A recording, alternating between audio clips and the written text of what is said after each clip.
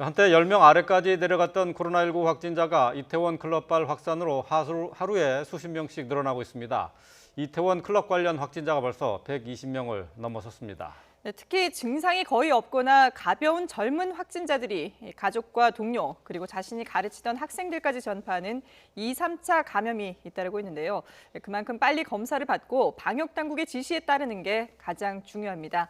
대한진단검사의학회 코로나19 TF팀장이신 이형민 세브란스 병원 진단의학과 교수 그리고 유재복 해설위원과 함께 관련 내용들 짚어보겠습니다. 안녕하십니까? 네, 안녕하십니까? 예. 자, 먼저 이태원 클럽발 집단 감염 계속 확산하고 있는데요. 지금까지 집계된 상황부터 정리해보죠. 네, 현재까지는 120명이 발생한 것으로 이태원 클럽과 관련해서요. 예.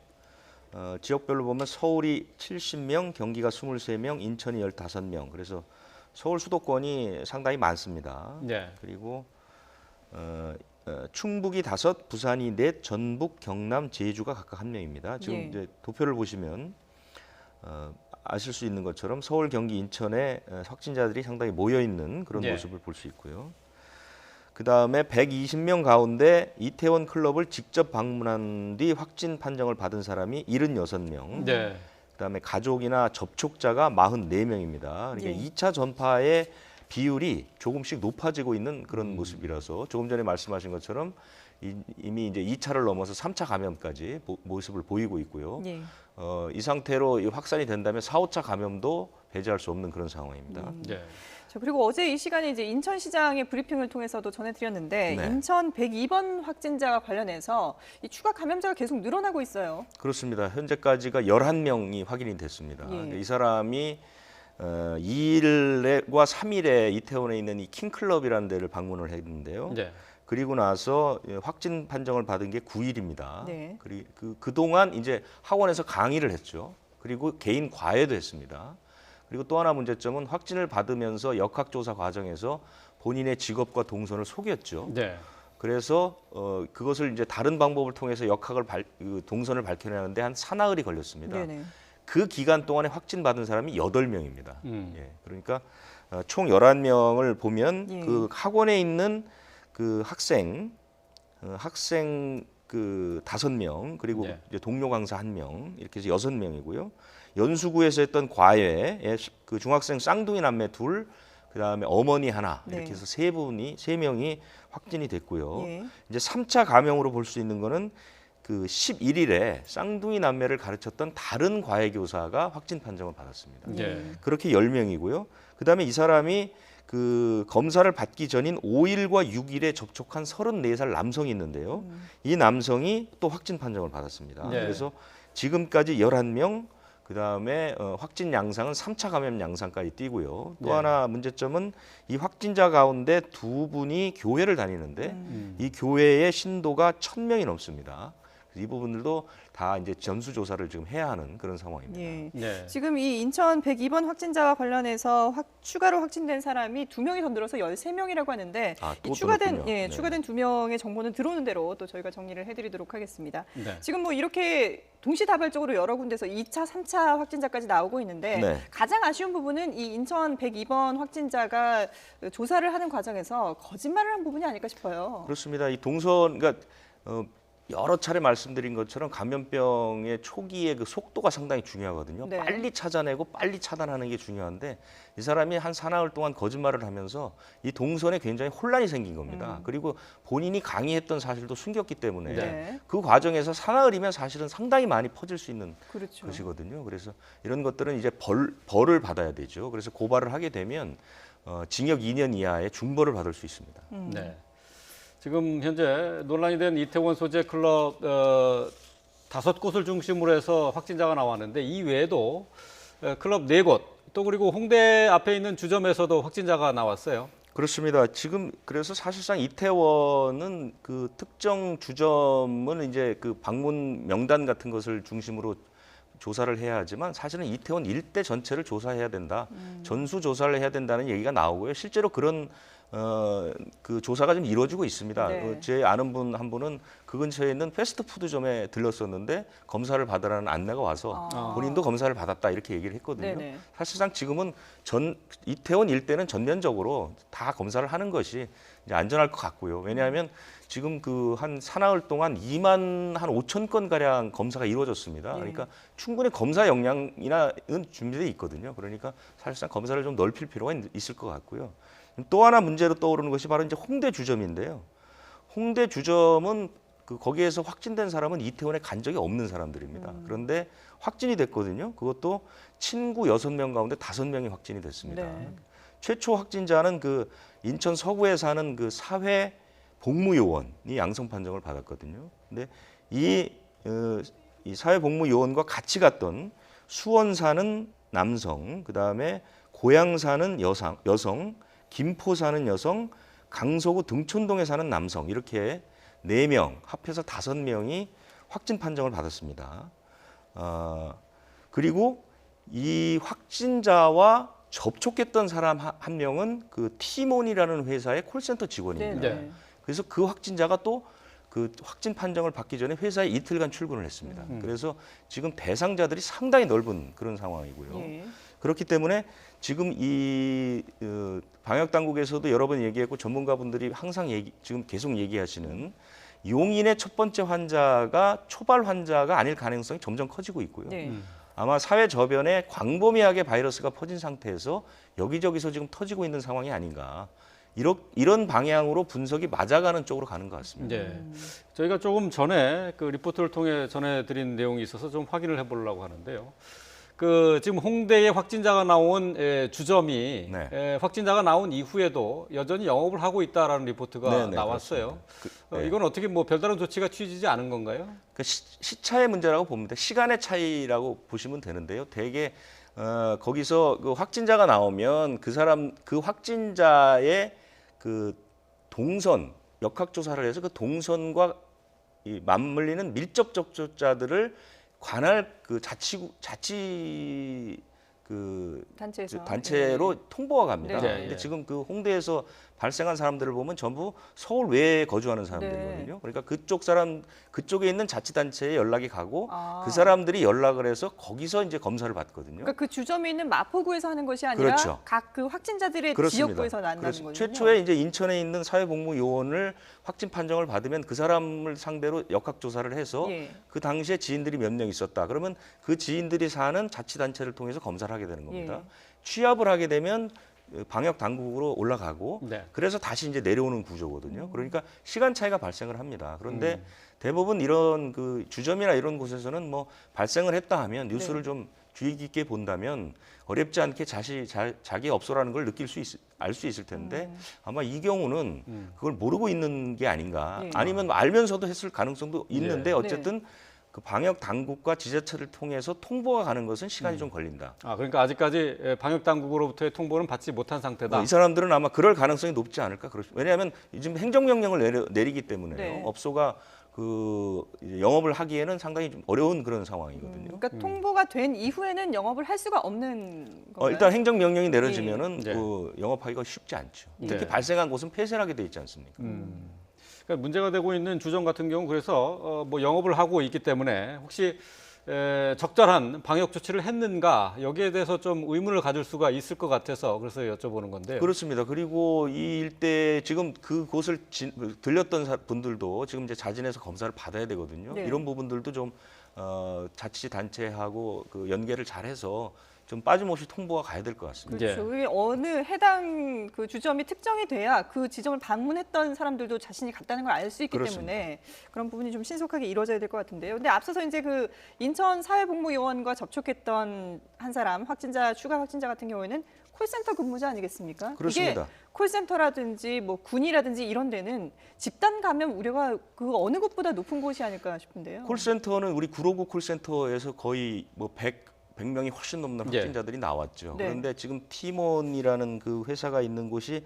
그 중구에 있는 시티타워라는 건물이거든요. 그런데 사실상 959 콜센터에서 집단 감염이 벌어진 뒤에 이 부분에 대한 이 문제점에 대한 지적들이 굉장히 많아서 사실 현재 콜센터들은 영업을 할 때 완벽하게 방역을 갖춘 상태에서 영업을 한다고 모두들 얘기하고 있습니다. 네네. 그래서 이 팀원도 그 간격도 충분히 유지시켰고 그다음에 이제 많은 그 방역 수칙들을 지켰고 더구나 이 직원은 콜센터에서 전화 상담이 아니고 채팅을 하는 다른 업무를 한다고 해서 예. 뭐 비말이 많이 튀거나 하는 그런 것은 아니라고 하는데 네. 어쨌든 일단 회사는 폐쇄가 됐고요. 예. 직원들은 다 이제 자가격리 상태에서 일부가 검사를 받고 있는 그런 중입니다. 예.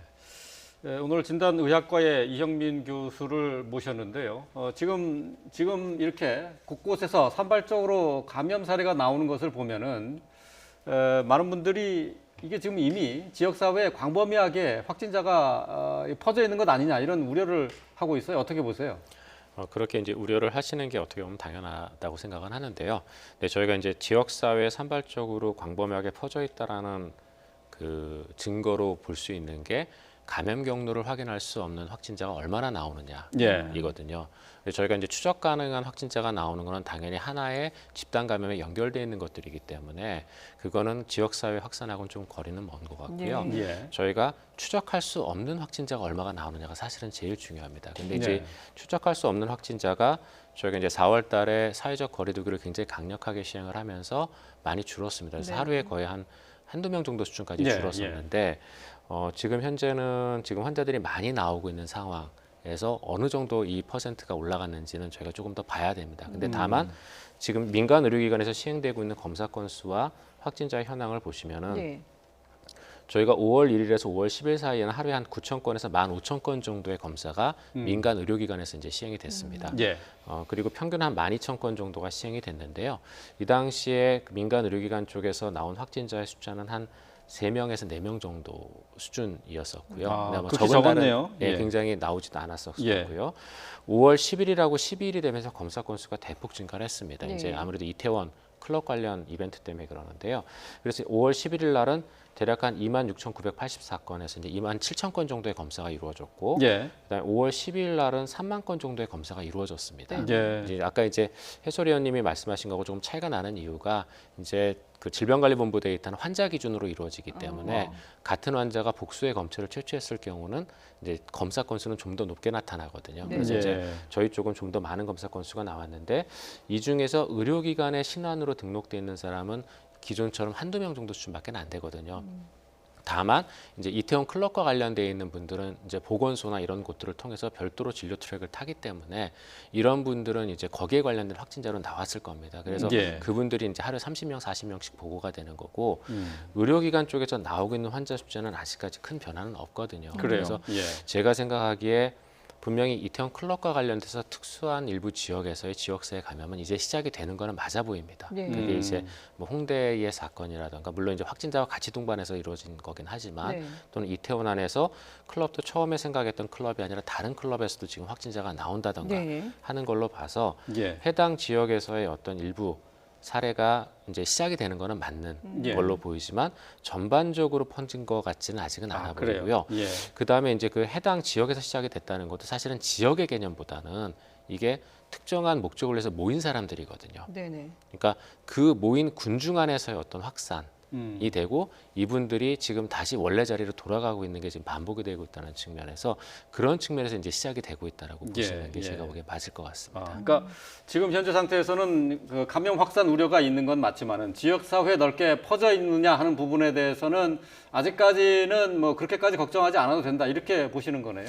걱정하지 않아도 되는 건 아니고요. 예. 아직 시작을 안 했으니까 거기서 과도한 두려움을 가지실 필요는 예. 없지만 이제 시작 단계이기 때문에 저희가 이걸 어떻게 관리하느냐에 따라서 네. 향후 어떻게 될지가 아마 한 이번 주 안에 예. 결정이 예. 될 거라고 보시는 게 맞을 예. 것 같습니다. 그러니까 지금 일반 병원에서는 저 진단 검사 수 자체가 급격하게 늘어서 2만 3만 건씩 늘었지만은 그렇지만 여기서 확진자가 나오는 비율은 예전과 크게 다르지 않다는 거잖아요. 예, 그러니까 일반 환자를 대상으로 했을 때는 저희가 크게 다르진 않습니다. 뭐 그런 거로만 보면은 지역사회 감염이 아직 그렇게 광범위하게 퍼져 있다라고 보지 않을 근거가 될 수도 있다 이렇게 예. 보시는 거죠. 예, 그렇게 볼 수 있는데 이제 다만 또 한 가지 걱정되는 점은 아까 이제 해설위원님께서 이 홍대 클럽에서, 그러니까 이태원 클럽에서의 그 첫 환자 발생이 우리가 예상했던 시점이 아닐 수도 있다는 말씀을 주셨거든요. 예, 예. 근데 저도 그 말에는 굉장히 동의를 합니다. 동의를 할 수밖에 없는 이유가 저희가 이제 5월 2일 날 클럽 방문해서 그 다음에 환자들이 나왔다고 생각을 하지만 네. 예. 사실은 그렇게 보기에는 5월 2일과 관련되는 환자들이 여럿이 있거든요. 네. 그러면은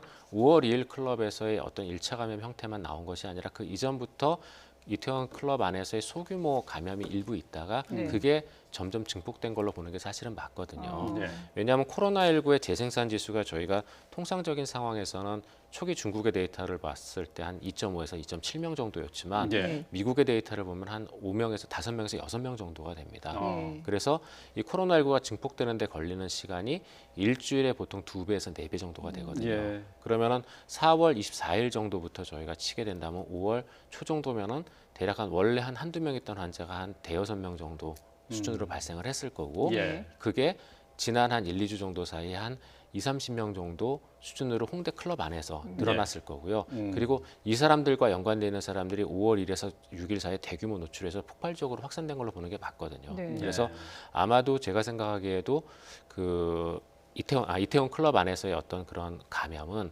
4월 말 정도부터 조용히 확산되기 시작하다가 5월 초에 그 폭발적으로 늘어난 거다라고 예. 보시는 게 맞을 것 같습니다. 예. 그러니까 그 말씀하신 재생산 지수라는 거는 한 사람이 감염시킬 수 있는 그 인원을 말하는 거죠? 맞습니다. 예. 그래서 저희가 이제 이런 상황을 놓고 봤을 때 지금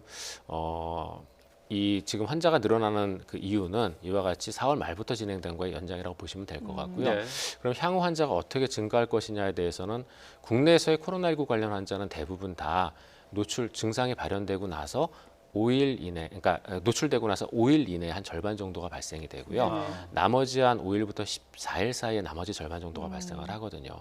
그럼 지금까지 발생된 환자가 한 120명 정도가 이미 발생을 했거든요. 예. 그러면은 그 이태원 클럽과 관련되어 있는 그러한 노출된 환자의 어떤 발생은 이제 그 정점은 지나서 떨어지는 추세이기 때문에 거기에 관련돼서는 아마 150에서 200명 정도가 발생할 것 같다고 150명 정도 발생할 것 같다고 생각을 하고요. 아, 그래요? 문제는 이 사람들을 저희가 잡지 못했을 때 예. 예. 그때 생기는 환자는 그 다음에 다시 4배, 8배로 나타날 거거든요. 예. 그게 이제 나오면 그 다음부터는 뭐 1,000명, 2,000명 나가게 되겠죠. 예. 그래서 그렇군요. 거기에 관련된 감염들, 차후로 생기는 감염들을 저희가 어떻게 지금 효과적으로 막느냐가 예. 아마 대량 증폭으로 가느냐 아니면은 그 홍대 클럽 안에서의 어떤 전파로 그냥 국한시키느냐를 예. 결정짓게 될 것으로 보입니다. 예. 그러니까 지금이 이제 가장 중요한 시기다. 이제 이런 얘기가 될 수가 있겠습니다. 예. 자, 어제 감염된 확진자 수가 추가로 들어왔는데요. 자, 유재복 해설위원이 정리를 좀 해주시죠. 네, 어제 29명이 늘어서요. 네. 전체 확진자는 1,991명이 됐습니다. 완치된 분은 67명이 늘어서 9,762명. 사망하신 분은 한 분이 늘어서 260명이 됐습니다. 어제 검사한 사람의 수는 15,564명. 그러니까 평소 5,000건 정도로 보면 10,000건 정도가 더 검사됐다고 보면 되고요. 네네. 이 29명 가운데 해외 유입이 3명, 그다음에 국내 발생이 26명인데 그 해외 유입 환자 가운데 공항 검역은 한 명도 없었습니다. 예. 3명이 다 지역 발생인데요. 예. 지역별로 보면 서울이 4명이 발생했는데 1명이 해외 유입이기 때문에 서울에서는 3명, 인천이 12명, 경기가 6, 강원이 1명, 충북 3명, 충남 1명이고요. 전남, 경북에서 각각 1명인데 이 두 분은 해외 유입 사례입니다. 예. 그래서 어제는 이제 인천의 그 학원 강사를 중심으로 해서 감염자가 크게 늘었다 이렇게 예. 평가가 될 수 있겠습니다. 네. 예. 예. 그리고 다시 한번 예. 살펴볼까요? 예. 자, 어제 하루 동안에 모두 29명의 확진자가 발생을 했습니다. 이로써 누적 확진자는 1,991명으로 늘어났습니다. 사망자는 1명이 더 늘었고요. 그래서 260명이 됐습니다. 네. 지역 감염 환자가 26명이 추가가 되는데요. 이태원 클럽 관련 확진 영향으로 해석할 수 있겠습니다. 예, 지역별로 살펴보면 인천이 12명으로 가장 많습니다. 그리고 경기 6명, 서울 4명, 충북에서 3명이 추가가 됐고요. 그리고 강원과 충남, 경북에서 각각 1명씩 추가가 됐습니다. 격리 해제는 67명으로 집계가 됐습니다. 이로써 총 격리 해제된 사람은 모두 9,762명으로 늘었습니다. 네. 저희가 조금 전에 그 이영민 교수로부터 들은 것처럼 지역 사회로의 확산을 막기 위해서 최대한 많은 접촉자를 찾아서 검사를 하고 격리하는 것이 최우선인 상황입니다. 그러니까 지금이 상당히 중요한 시기라고 할 수 있겠는데요. 방역 당국은 이 때문에 최대한 검사를 독려하고 있고 또 그에 따른 조치도 착착 이루어지고 있습니다. 정은경 본부장의 얘기를 잠시 들어보고 오겠습니다. 코로나19는 정말 잔인한 바이러스입니다. 내가 감염될 경우에 나와 가까운 사람일수록 더 큰 피해를 주며 시간이 지나 2차, 3차 감염으로 확산될 경우는 공동체의 전체의 피해가 갈 수 있다는 점을 명심하고 책임 있는 국민으로서 바로 검사에 응해 주실 것을 간절히 요청드립니다. 네, 정은경 본부장의 얘기를 잠시 들어봤는데요. 그러니까 이태원 이 클럽을 가셨던 사람들 빨리빨리 지금 검사를 받아야 되는 상황인데 네. 익명성을 보장한 이후에 검사가 크게 늘었죠. 지금 전국적으로 익명 검사가 다 도입이 됐습니다. 서울시에서 시작을 했는데요. 그렇기 때문에 아마 그 자진해서 검사를 받는 분의 숫자는 훨씬 더 늘어날 것으로 보입니다. 네. 그 서울시만 놓고 보면 이태원의 그 발생이 있기 전에는 보통 하루에 1,000건 정도 검사가 이루어졌는데요. 지난 10일에 3,000건, 11일에 6,000건, 그리고 그저께는 8,000건 정도 이렇게 되고 있습니다. 그렇게 이제 크게 늘어났고요. 뭐 그 자치단체에 따라서는 용산구는 10배 정도 늘었고 강남구는 120배가 늘었다고 하죠. 그렇게 많이 이제 검사를 받고 있는데요.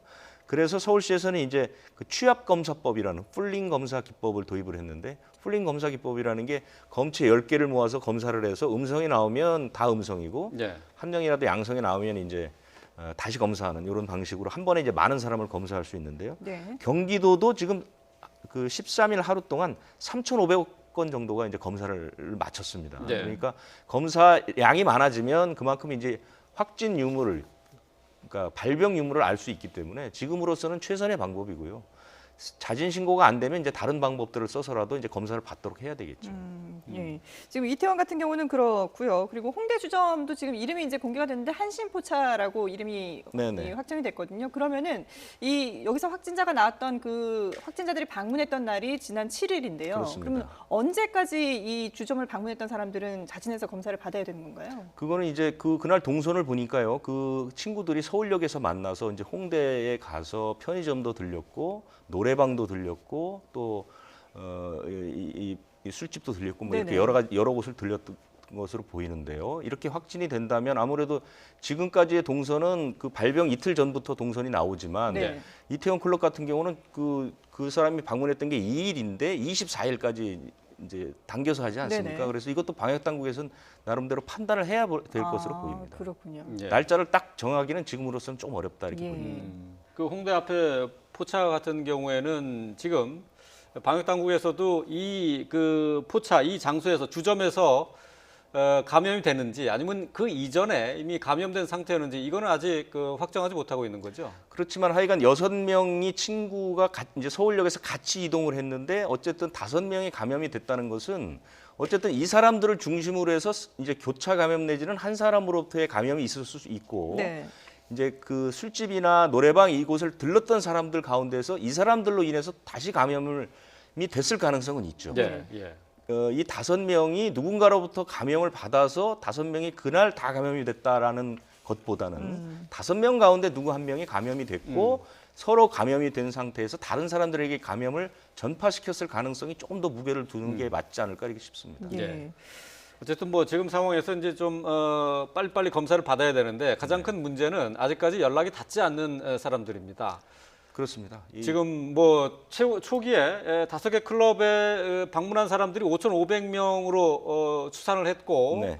이 가운데 2,000명 가량이 연락이 닿지 않는다라고 얘기를 했었었는데 뭐 그 이후에 어떻게 뭐 이 사람들을 중심으로 해서 검사가 계속 이루어지고 있는 건가요? 그러니까 어떻습니까? 그 이제 명부를 기준으로 했던 것이고요. 그래서 이제 도입했던 것이 이제 제일 먼저 했던 건 자진 신고가 중요하기 때문에 익명 검사가 들어와서 많은 효과를 받고 네. 그 다음에 이제 도입했던 것이 휴대전화에 이제 동선 추적하는 그 기지국 접속 그 자료를 가지고 한 10,000명 정도를 출연했죠. 네. 네. 그래서 검사에 들어갔고요. 그다음에 신용카드를 중심으로 해서 한 500명 정도 또 검사를 했고, 그다음에 명부를 해서 한 10,000명 정도 했고, 그 사람들이 아마 지금 그 전원 검사까지 이르렀는지 모르겠지만 검사율이 상당히 높아졌다고 합니다. 네네. 그러니까 어느 정도 추적은 상당히 이루어지고 방역 당국이 목표로 했던 90%를 향해서 가고 있는 것은 같은데요. 여러 차례 말씀드리지만 문제는 현재 확진자 가운데 10% 정도 되는 10대 미성년, 그 다음에 이태원이라는 특성에 있는 주한미군, 이런 그 그룹들, 이 그룹들을 어떻게 효과적으로 검사하느냐 이것도 상당히 중요한 관건으로 보입니다. 예. 예.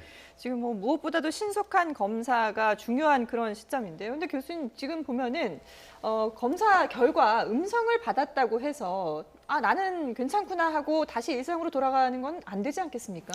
예, 맞습니다. 저희가 이제 그 확진자임에도 불구하고 검사 결과 음성이 나오는 경우가 몇 가지가 있는데요. 네. 첫 번째는 그 잠복기에는 검사를 해도 검사 결과는 당연히 음성으로 나올 수가 있습니다. 그래서 그래요?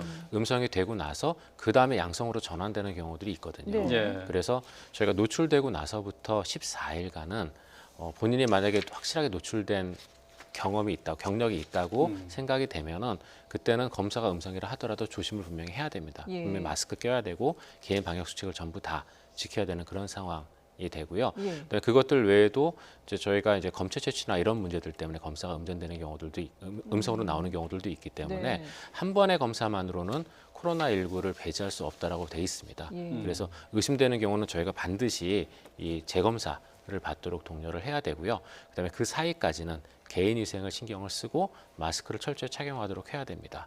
그리고 이제 저희가 또 이 음성 판정을 받았다고 하더라도 또 이제 안심할 수 없는 여러 가지 이유들 중에 하나는 이게 그 코로나19에 노출된 사람들의 경우에 있어서 이 사람들이 나오는 그 검사 결과 양성으로 나온 데까지 걸리는 시간들이 아까 말씀드렸던 것처럼 차이가 또 많이 나올 수밖에 없거든요. 네. 그래요? 예. 그래서 아까 이제 5일까지의 절반 정도가 나온다고 했지만 예, 예. 14일까지 대부분의 사람들이 이제 코로나19에 감염된 경우는 이제 환자 증상이 나오고 바이러스를 배출하는 걸 확진을 받을 수가 있는데 네. 극히 일부의 사람은 14일 이후로도 나옵니다.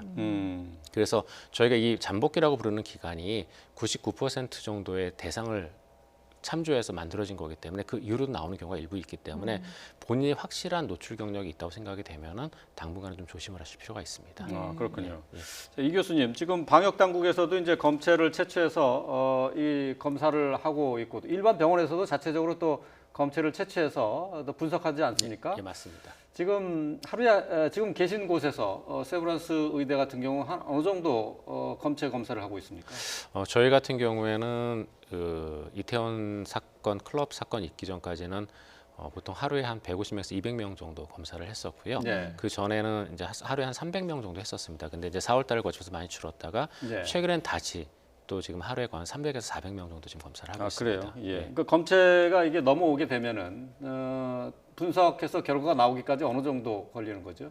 그러니까 저희 병원 같은 경우 하루에 지금 6회 검사를 하고 있고요. 그래서 환자에 따라서 보통 한 3시간에서 6시간 정도 오면 결과를 알 수 있습니다. 네. 근데 이제 이렇게 검사를 운영하는 그 일정은 각 의료기관마다 다르기 때문에 의료기관의 경우에 있어서는 보통은 3시간에서 한 12시간 정도. 그다음에 저희가 이제 검체 검사 전문 기관이라고 부르는 검사만을 전문적으로 해주는 기관들이 있거든요. 예, 그래서 검사를 할 수 없는 기관이나 보건소를 방문해서 검체를 채취한 경우는 그런 기관으로 검사가 의뢰가 됩니다. 그렇죠. 그래서 그런 경우에는 보통 저희가 한 24시간 정도 만에 검사 결과를 확인할 수가 있습니다. 예. 그 방역 당국에서 이렇게 넘어온 검체도 있나요? 그럽니까? 그 검체 검사 전문 기관 같은 경우에는 방역 당국에서 의뢰한 검체도 일부 받고 있습니다. 그러니까 방역 당국에서 시행하는 검사의 경우에 있어서는 가급적 그 감염 가능성이 높은 사람들을 대상으로 하거든요. 예. 그런 경우에는 이제 두 군데에서 주로 검사를 하게 되는데 한 군데는 이제 질병관리본부 내 검사소와 그다음에 보건환경연구원이라고 부르는 각 시도 자체에 딸려 있는 검사실들이 있습니다. 거기에서 일부 검사를 하고 그다음에 거기에서 이제 감당할 수 없는 숫자의 검사가 있을 경우에는 아까 말씀드렸던 검체 검사 전문 기관으로 검사를 의뢰하기도 합니다. 예. 그렇군요. 뭐 이런 검사를 이제 많이 함으로 인해서 그만큼 또 이제 코로나19라는 이 신종 바이러스에 대한 데이터도 축적이 될 텐데, 근데 보면 아직까지 그래도 밝혀지지 않은 부분들이 많아서 정은경 본부장도 이게 지독한 바이러스다, 그리고 잔인한 바이러스다 이런 얘기 표현을 했거든요. 이런 부분은 어떤 의미로 받아들여야 될까요? 밝혀지지 않은 부분이 많기도 하지만 이 바이러스의 특성을 보시면은 그 기존에 나왔던 바이러스하고는 굉장히 다른 특성들이 몇 가지가 있거든요. 예. 그 중에 하나가 잠복기가 끝나고 나서 바이러스 감염이 이제 시작돼서 증상을 보여주는 시점부터 대부분의 바이러스나 감염 질환들은 다른 사람에게 전파가 가능한데 이 바이러스의 경우에 있어서는 확진 시점에 거의 절반 정도가 증상이 없습니다. 예. 그 중에 일부는 증상을 보여주기도 나중에 이제 한 며칠 지나서 증상을 보여주고 네. 그 중에 일부는 끝까지 무증상으로 가거든요. 예. 그래서 무증상 상태에서도 한 절반 정도의 그 감염자들이 다른 사람에게 전파가 가능하다는 점이 굉장히 독특한 점이고요. 예. 그다음에 똑같은 코로나 바이러스지만 메르스 코로나 바이러스와 이 코로나19의 가장 큰 차이점은 메르스 코로나 바이러스는 병원에 입원할 정도로 증상이 악화되는 시점에 바이러스가 대량으로 배출이 예, 예. 됐거든요. 예. 그래서 지역사회 감염이 거의 없었습니다. 그런데 이 코로나19는 증상을 보여주는 초기의 대량의 바이러스가 상기도를 통해 나오거든요. 그래서 지역사회 감염이 굉장히 쉽게 일어납니다. 예. 그리고 그 지역사회 감염이 쉽게 일어나는 대상이 대부분 본인과 가장 친밀한 관계를 갖고 있는 가족입니다. 그래서 그래서 중국의 이제 연구 결과를 보시면은 이러한 밀접 접촉이 일어난 사람들을 대상으로 어느 정도 감염이 되는지를 봤을 때 통상적인 상황에서 밀접 접촉은 한 0.1% 정도가 감염이 되는데요. 같은 공간을 공유해서 생활을 하거나 또는 가족의 경우에는 그만큼 접촉 횟수가 많기도 하지만 거의 5% 정도가 감염이 됩니다. 예. 예, 예. 그래서 본인도 모르는 사이에 본인의 친숙한 사람에게 친밀한 사람에게 감염을 전파할 수 있다는 측면에서 굉장히 잔인한 바이러스라고 볼 수가 있는 거죠. 네. 예. 반면에 또 영악한 바이러스라고 볼 수밖에 없는 이유는 그런 특성들이 있다 보니까 우리가 그동안 관심을 갖지 못했던 사회의 약한 부분을 뚫고 들어옵니다. 신천지라던가 콜센터라던가 또는 일종의 클럽이라던가. 예. 우리 외국의 사례에서도 싱가포르 같은 경우에는 굉장히 열악한 환경에서 살고 있었던 외국인 노동자들이라던가 네. 예. 이런 부분들을 뚫고 들어오거든요. 음. 그래서 그런 부분에서 또 굉장히 영악한 바이러스라는 표현이 맞다고 생각을 합니다. 예. 예.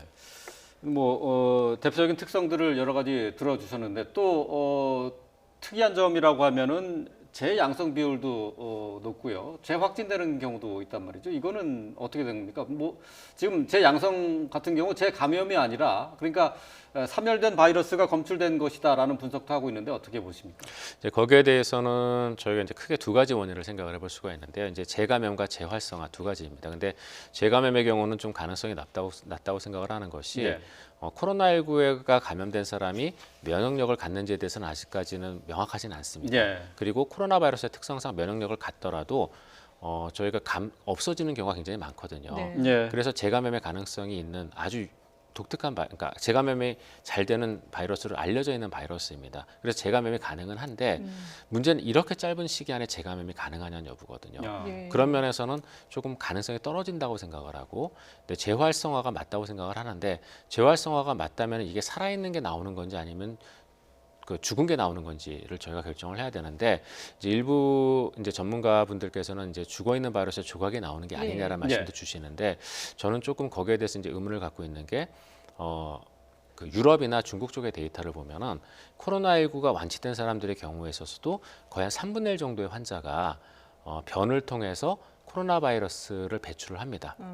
물론 그게 이제 세포 배양을 통해서 확인된 건 아니고 PCR을 통해서 확인된 거긴 하지만 한두 달 정도 그렇게 바이러스가 양성이 유지되는 게 죽은 바이러스 조각이 나오면서 유지되기는 어렵거든요. 네. 예. 이거는 분명히 체내에 살아있는 바이러스가 일부 잠복해 있으면서 나올 가능성이 굉장히 높습니다. 예. 그래서 그런 것을 하나 봤을 때 이제 제가 보기엔 살아있는 바이러스가 잠복해 있다 나오는 게 아닌가라고 싶고 그다음에 이제 중국의 보고에서 PCR 결과가 음전된 사람의 음전되었음에도 불구하고 사망한 사람의 폐 조직을 이제 부검을 해서 확인을 네. 해봤더니 예. 분명히 PCR 검사가 음성이었는데도 바이러스가 남아있는 소견을 확인한 보고가 있었거든요.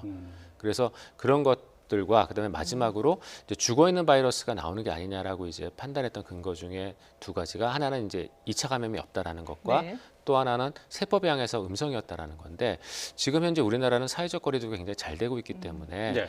그러니까 1차 확진자의 경우도 재생산 지수가 굉장히 낮거든요. 예.